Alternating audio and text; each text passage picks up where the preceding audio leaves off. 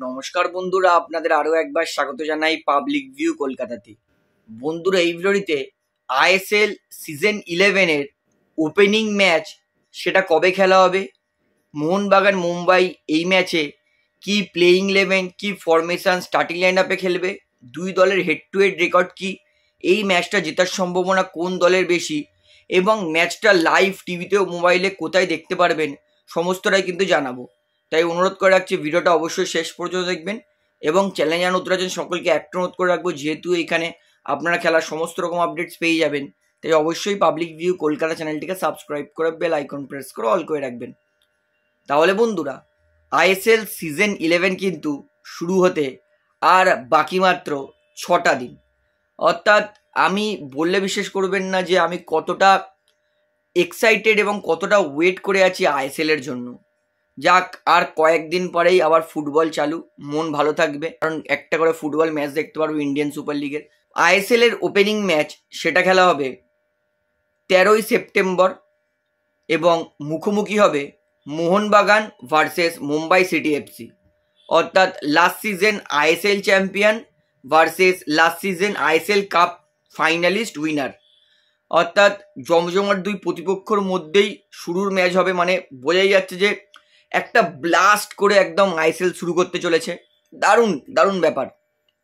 এবং এই ম্যাচটা দেখাবে 7:30 থেকে এবং ম্যাচটা খেলা হবে মোহনবাগানের হোম গ্রাউন্ড যুবভারতী ক্রীড়াঙ্গন সল্টলেক স্টেডিয়ামে। এইবারে বলি ম্যাচটা লাইভ কোথায় দেখতে পারবেন।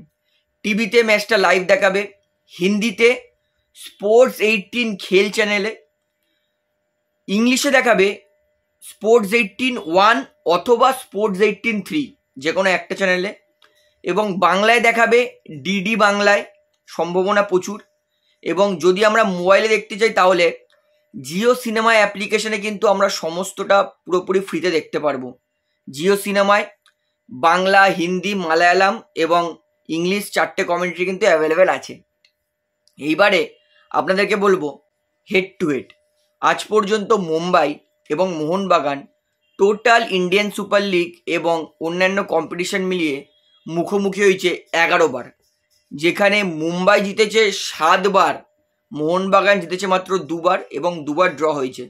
অর্থাৎ 7-2 কিন্তু মুম্বাই এগিয়ে আছে। অর্থাৎ মোহনবাগানের থেকে কিন্তু 5টা ম্যাচ বেশি জিতে আছে হেড টু হেডে মুম্বাই সিটি এফসি। এবং লাস্ট সিজন মুম্বাই আর মোহনবাগানের মধ্যে 3টে ম্যাচ হয়েছে, যার মধ্যে একটা ছিল আইএসএল চ্যাম্পিয়ন কোন দল হবে, মানে লিগ চ্যাম্পিয়ন কোন দল হবে, মানে আইএসএল চ্যাম্পিয়ন যেটাকে বলে আইএসএল লিগ শিল্ড কোন দল জিতবে, সেটা মোহনবাগান জিতেছে। এবং আইএসএল কাপ ফাইনাল অর্থাৎ আইএসএল ট্রফিকে নেবে, সেটা মুম্বাই জিতেছে। অর্থাৎ বোঝাই যাচ্ছে লাস্ট সিজন কিন্তু দারুণ হয়েছিল দুই দলের, মানে মুখোমুখি ম্যাচ, গুরুত্বপূর্ণ ম্যাচ। এবং অবশ্যই এই সিজনেও কিন্তু দুজন কিন্তু মুখোমুখি হবে।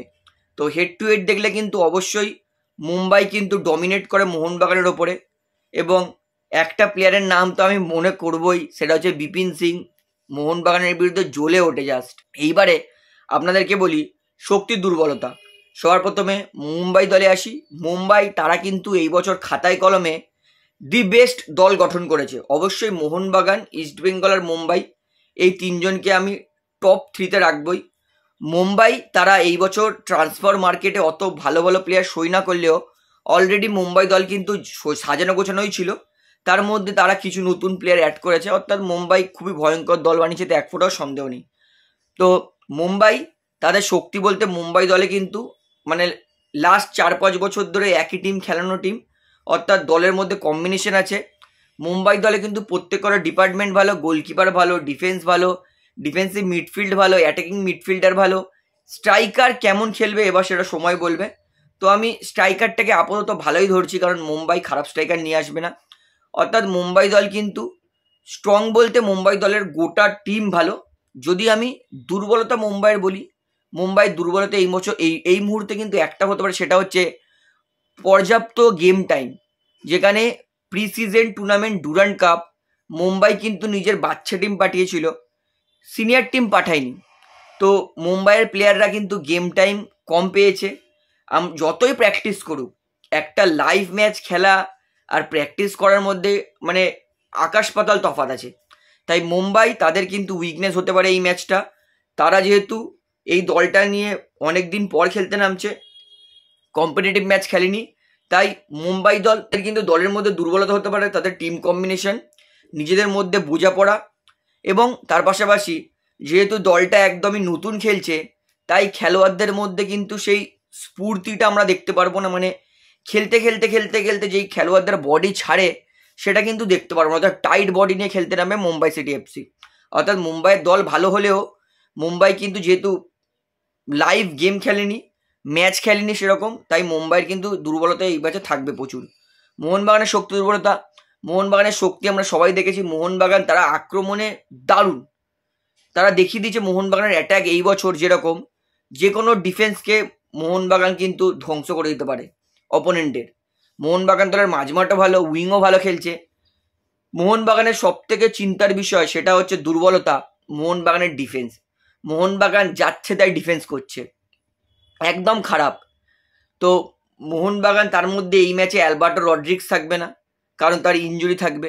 অর্থাৎ এই ম্যাচে কিন্তু মোহনবাগানের ডিফেন্সটা অবশ্যই মোহনবাগানকে চিন্তায় ফেলবে, কারণ অলরেডি মোহনবাগানের ডিফেন্স আমরা দেখেছি এই নর্থ ইস্টের বিরুদ্ধে ফাইনালে মোহনবাগান 2 মিনিটে 2টো গোল খেয়ে গেছিল, যার জন্য মোহনবাগান হেরেছে ডুরান্ড ফাইনাল।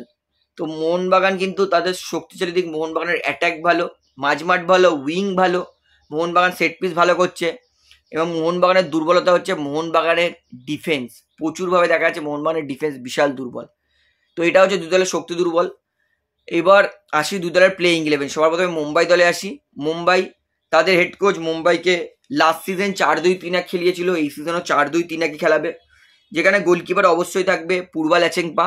4-এর ডিফেন্স, ডান দিকে থাকবে ভালপুইয়া, বাঁ দিক অর্থাৎ লেফট ব্যাকে থাকবে আকাশ মিশ্রা, 2টো সেন্টার ব্যাক সেটা থাকবে মেহতাব সিং আর তিরি। অর্থাৎ এই 4জন থাকবে কিন্তু মুম্বাইয়ের ডিফেন্সে। এবং মুম্বাইয়ের 2টো ডিফেন্সিভ মিডফিল্ড সেটা থাকবে ইয়ন ভ্যালনি, প্রপার ডিফেন্সিভ মিডফিল্ড, ফরেনার, যথেষ্ট ভালো ডিফেন্সিভ মিডফিল্ড, এবং তার সঙ্গে জয়েশ রানে অথবা হিতেশ শর্মা। তবে আমি হিতেশ শর্মাকে খেলাচ্ছি, কারণ হিতেশ শর্মা কিন্তু প্রপার ডিফেন্সিভ মিডফিল্ডে ভালো খেলে। অর্থাৎ এই 6জন মিলে কিন্তু মুম্বাইয়ের ডিফেন্স করবে। মুম্বাইয়ের আক্রমণ, আমি মনে করি বর্তমানে ভারতীয় ফুটবলের বেস্ট অ্যাটাকিং প্লেয়ার লালেনজোলা ছাংটে, তিনি থাকবে ডান দিক। বাঁ দিকে থাকবে বিপিন সিং। মোহনবাগান দলের বিরুদ্ধে বিপিন জ্বলে ওঠে, বিপিনের মধ্যে কিছু একটা বুস্ট চলে আসে মোহনবাগানের বিরুদ্ধে। মোহনবাগানের বিরুদ্ধে বিপিন দারুণ খেলে, তাই বাঁ দিকে বিপিন থাকবে। এবং অ্যাটাকিং মিডফিল্ডে জন টোরাল অথবা জেরিমি মাঞ্জেরো, যে কোনো একটা প্লেয়ার খেলবে, তবে আমি জন টোরালকে খেলাবো। এবং স্ট্রাইকারে অবশ্যই সেটা থাকবে তাদের নিকোলাস কার্লিস। তো দেখা যাক নিকোলাস কার্লিস কেমন খেলে আইএসএলে। তো অবশ্যই ভাবছি ভালোই স্ট্রাইকার হবে, তবে কেমন খেলবে সেটা সময় বলবে। তো এটা হচ্ছে মুম্বাইয়ের playing 11 starting line up formation.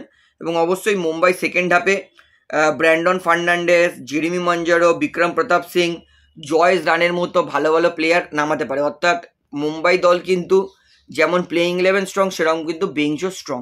এইবার আসি মোহনবাগান দলে। মোহনবাগান আরও একবার এই ম্যাচে 3-5-2 ফরমেশনেই খেলবে, এবং পরিষ্কার মোহনবাগান কিন্তু 3-5-2 ফরমেশন খেলার জন্যই টিম বানিয়েছে।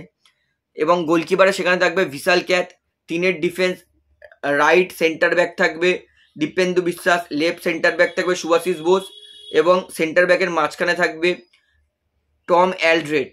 এই 3জন আমি মোহনবাগানের ডিফেন্স। এবং আমি চাইবো মোহনবাগান 2টো প্রপার ডিফেন্সিভ মিডফিল্ড খেলাক, নয়তো একটা প্রপার ডিফেন্সিভ মিডফিল্ড রাখা উচিত, সেটা হচ্ছে দীপক টাংরি, এবং তার সামনে থাকবে আপুইয়া। অর্থাৎ পিছনের 3 এবং সামনের 2, এই 5জন মিলে কিন্তু মোহনবাগানের ডিফেন্স সামলাতে হবে। মোহনবাগানের অ্যাট্যাক অবশ্যই দরকার, কিন্তু তার পাশাপাশি মোহনবাগানের ডিফেন্সও দরকার, কারণ এই মুহূর্তে মোহনবাগানের কিন্তু ডিফেন্সের মধ্যে প্রচণ্ড কনফিডেন্সের অভাব আছে।